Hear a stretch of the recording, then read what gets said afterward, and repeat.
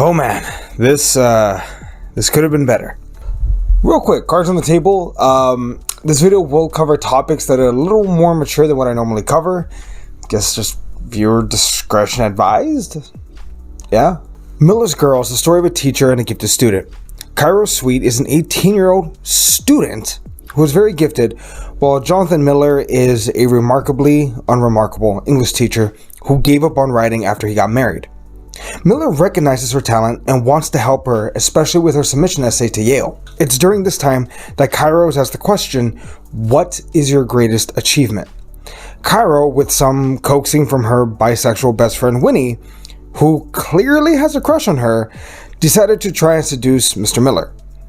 It starts small with minor flirting, spending time together outside of the classroom, going to poetry readings, but then, Cairo loses, quotation marks here, her phone in Miller's bag. When he goes to hand it over, Cairo comes out in a sexy white dress in the rain and they kiss. Now it's at this point that reality kind of disappears. We're not really sure if they did or didn't sleep together.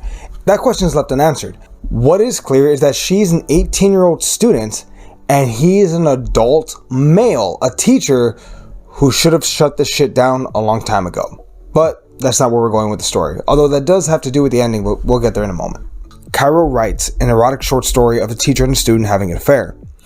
Miller tells her that he'll reject it and give her an F. Scorned, Cairo goes nuclear, turning in the story to the principal's office. Miller is called in and subsequently fired. His wife questions his decision and asks him if it was worth it. Strangely, she seems more angry that he got caught rather than him potentially having an affair. At the very least, an emotional one. Miller is disgraced but finds the will to start writing again. Cairo writes her greatest achievement and sends in the essay to Yale. Winnie tells Cairo that she's gone too far to get Miller arrested. Cairo, in response, tells her if she tries going to the cops, she's going to blackmail her. She'll just end up getting the other teacher fired, which again, we'll get to that in a moment. She'll get the gym teacher fired as well. It's at this point that I'd like to really question this film in so many ways. To begin, look, I'm not saying being sexually aware in high school is a lie or that that's wrong, but like, this feels borderline exploitative the way they present these high school students in short skirts, thigh highs, and but don't worry, she's 18. It feels weird. It feels icky. I feel like that's like the right word to use in the sense. It doesn't feel right.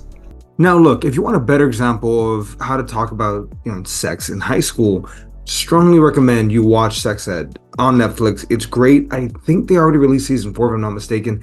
That's a show that kind of treats the topic with the wherewithal that the sensitive subject matter requires, because again, you're dealing with high school students.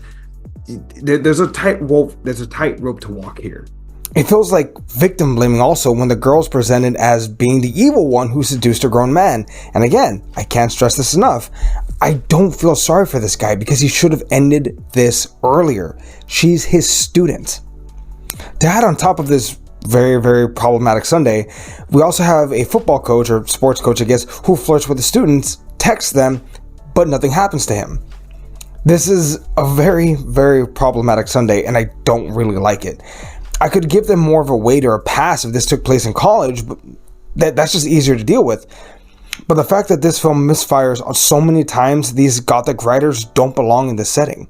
Not anymore, anyway. It's a C-. It's barely better than The Boy Next Door, and that's an incredibly low bar to pass. But what did you think? Did you think it was good? Did you see things that I don't? Maybe you do. I don't know. Go and let us know down below. I'd greatly appreciate it. And we'll catch you all next time. We'll see everybody.